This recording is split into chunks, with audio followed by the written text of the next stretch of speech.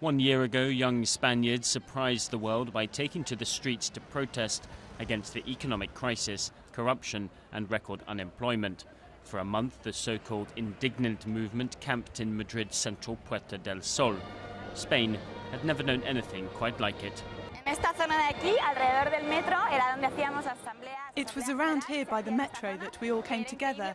It was incredible because there were so many of us that some people had to climb up on the metro station windows.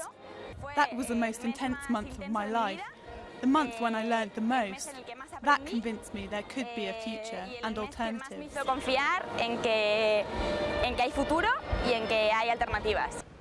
For a month, the Puerta del Sol became a symbol of protest against a system blamed for pitching Spain into crisis.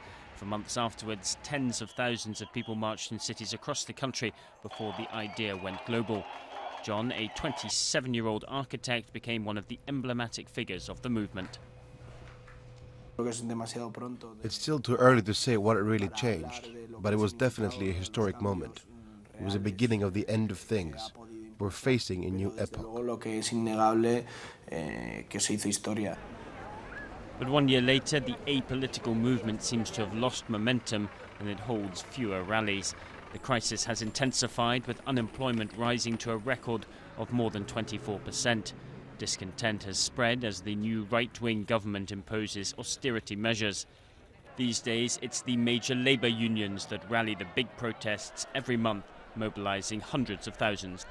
At a certain point, the movement weakened all by itself, perhaps because their views were too utopian. They went from very realistic positions that made sense to people to quite utopian positions. So the movement lost strength when it no longer reflected a large part of society. On May the 12th, Spain's indignants will celebrate their anniversary. With no end in sight to the crisis, they want to take to the streets again and have called for protests across Spain.